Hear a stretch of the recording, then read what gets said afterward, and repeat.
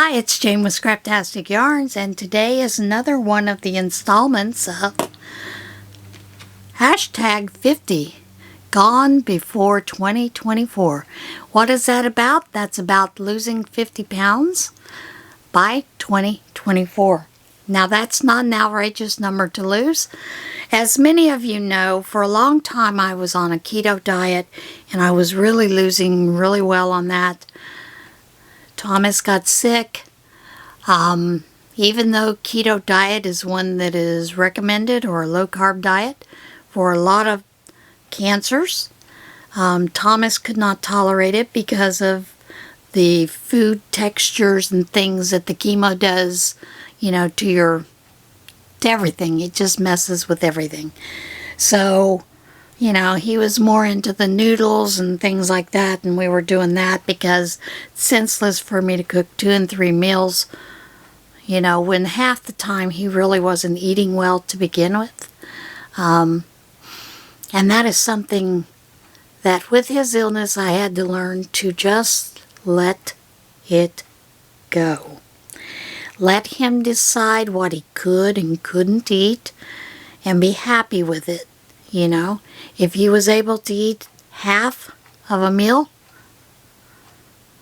I was good with that.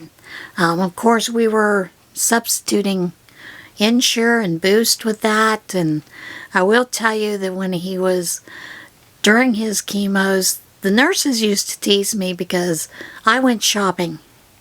And that's what they assumed I was out shopping for whatever, and that kind of thing.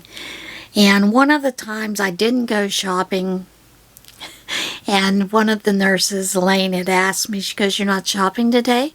I said, "No, I've got 3 cases of Boost at home for Thomas. Everything that he's wanted. He hadn't given me any new ideas that he wanted to try to eat, that kind of thing, so I don't need to go shopping." She goes, "You mean you haven't been shopping for yourself?" I said, "No, I've been shopping for Thomas."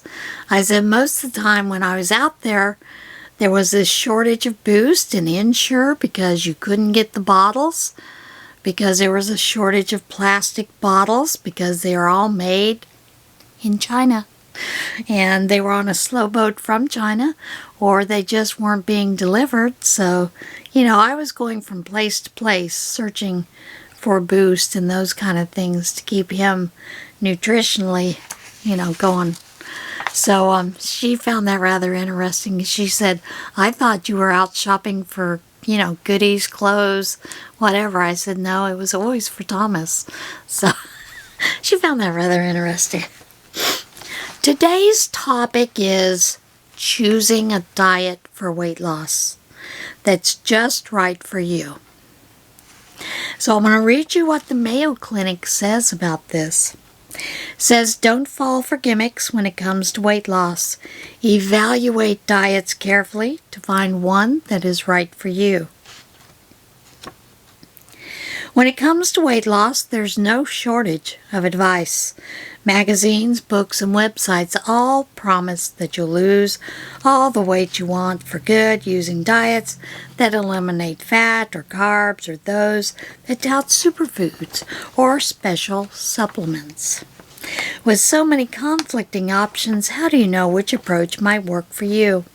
Here are some suggestions for choosing a weight loss program. Involve your doctor.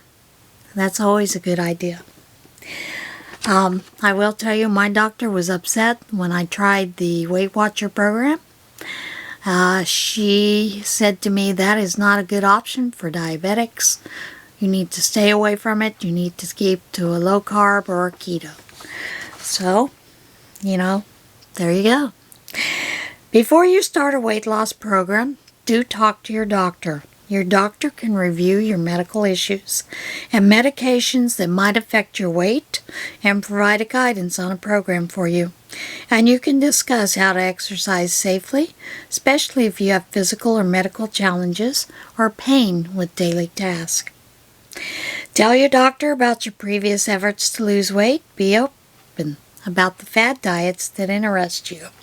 Your doctor might be able to direct you to a weight loss support group or refer you to a registered dietitian.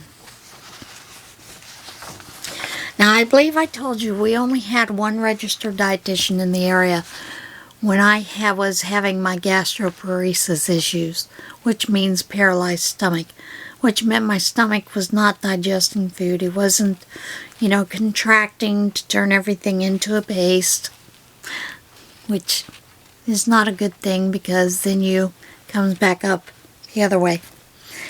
But the dietitian at that time continued to stress on me I needed to eat more carbs. I need to eat cruciferous vegetables and all these things that are not good for someone with gastroparesis. Now, I had originally asked for a consult with her because of the gastroparesis. I wanted to keep my nutrition up, and I didn't think the baby food and just Ensure was doing it. So, there you go. But I was willing to listen to her, but I did, when we got through with everything, say to her she really needed to find someone who was an expert in gastroparesis, dietitian especially, to discuss those things with her, because everything she suggested was a no-no for someone with gastroparesis. But I did get some good hints about some other ways to improve those nutrition that I needed, because folks, I was losing weight really fast with gastroparesis, and it was ugly. It was really ugly. Consider your personal needs. There's no one diet or weight loss plan for everyone, but if you consider your preferences, lifestyle, and weight loss goals, you'll likely find a plan that you can tailor to your needs. Before starting a weight loss program, think about these things. 1. Diets you've tried. What did you like or dislike about them? Were you able to follow the diet? What worked? What didn't work? Those are important. How did you feel physically and emotionally while on that diet? Your preferences. Do you prefer to do a weight loss program on your own, or do you want support from a group? If you like group support, do you prefer online support or in-person meetings? And there are quite a few of those that are available both online and in person. Your budget. Some weight loss programs require you to buy supplements or meals, visit weight loss clinics, or attend support meetings. Does the cost fit your budget? And Weight Watchers is pretty expensive. At the time I was going, it was $45 a month. And it's higher than that now. So, you really need to consider budget-wise. Other considerations. Do you have a health condition such as diabetes, heart disease, or allergies? Do you have cultural or ethnic requirements or preferences regarding food? Look for a safe, effective weight loss program. It's tempting to buy into promises of rapid and dramatic weight loss, but a slow, steady approach is easier to maintain and usually beats fast weight loss for the long term. A weight loss of 1/2 pound to 2 pounds a week is the typical recommendation. In some situations, faster weight loss can be done if it's done right, such as a very low-calorie diet with medical supervision or a brief quick start phase of a healthy eating plan. Successful weight loss requires long-term commitment to making healthy lifestyle changes in eating, exercise, and behavior. Behavior modification is vital and could have the greatest impact on your long-term weight loss efforts. Be sure to pick a plan you can live with. Look for these features. Flexibility. A flexible plan doesn't forbid certain foods or food groups, but instead includes a variety of food items from all the major food groups. A healthy diet includes vegetables and fruits, whole grains, low-fat dairy products, lean protein sources, nuts, and seeds. Flexible plan allows also occasional reasonable indulgence. If you like, it should feature foods you can find in your local grocery store and that you enjoy eating. However, the plan should limit alcohol, sugary drinks, and high sugar sweets because the calories in them don't provide enough nutrition. Balance. Your plan should include adequate nutrients and calories. Eating large quantities of certain foods such as grapefruit or meat, drastically cutting calories or eliminating entire food groups such as carbs can cause nutritional problems. Safe and healthy diets do not require excessive vitamins or supplements. Likeability. A diet should include foods you like, that you enjoy eating for life. Cheesecake. I guess that's one of the indulgences only. Not ones you tolerate over the course of the plan. If you don't like the food on the plan, if the plan is overly restrictive or it becomes boring, you probably won't stick to it, so long-term weight loss is unlikely. Activity. And for many of us, this is the bleh. Your plan should include physical activity. Exercise plus fewer calories can help give your weight loss a boost. Exercise also offers numerous health benefits, including countering the muscle mass loss that occurs with weight loss. And exercise is an important factor in maintaining weight loss. So, what are the options? And there are a tremendous amount of options. There's like the DASH, Mayo Clinic, Mediterranean, of course Weight Watchers. There's high protein, that's the Dukan or the Paleo.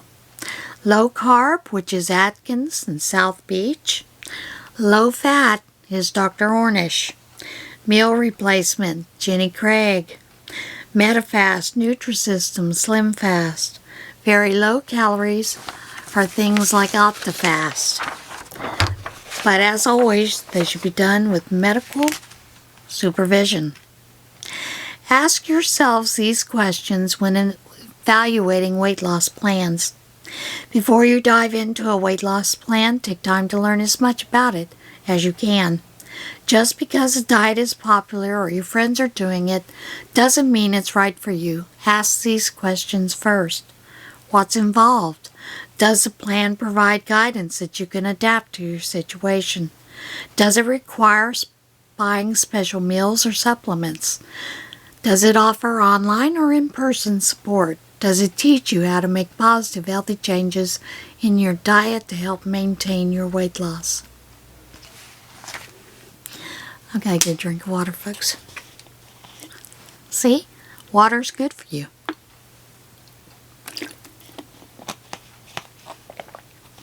What's behind the diet? Is there research and science to back up the weight loss approach? If you go to a weight loss clinic, what expertise, training, certifications, and experience do the doctors, dietitians, and other staff have? Will they coordinate with your doctor? What are the risks? Could the weight loss program harm your health? Are the recommendations safe for you? Especially if you have a health condition or take medications. What are the results? How much weight can you expect to lose? Does the program claim that you'll lose a lot of weight quickly, or that you can target certain areas of your body? Does it tout before and after photos that seem too good to be true? Can it help you maintain your weight loss over time? The keys to weight loss success. Successful weight loss requires long-term changes to your eating habits and physical activity. This means you need to find a weight loss approach you can embrace for life. You're not likely to maintain whatever weight loss diet helps you achieve if you go off the diet and return to old habits. Diets that leave you feeling deprived or hungry can cause you to give up. And because many weight loss diets don't encourage permanent healthy lifestyle changes, even if you do lose weight, the pounds can quickly return if you stop the dieting. You'll likely always have to remain vigilant about your weight, but combining a healthier diet with more activity is the best way to lose weight, keep it off for long term, and improve your health. Now, as always, this is not medical advice.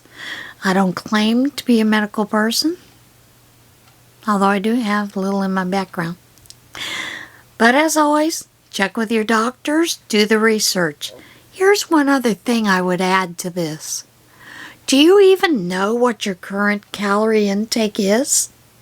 You might want to just track that down for a week or so to see how many calories you're ingesting. You know, if you sit down and you have a breakfast, calculate all that stuff out. How many calories was it? How much fat did it have? How many carbs? You know, some of those things. But most definitely calories. Sometimes you can be really surprised by how many calories you are intaking in a day. So, that's it for today. But as always, remember to check with your medical professionals for more advice and for some accurate advice. And with that, I will see you again soon. Choose kindness, and remember to enjoy the great outdoors, this world around us, and know that someone did create that for our enjoyment and for the beauty of it. So I'll see you again soon. Bye.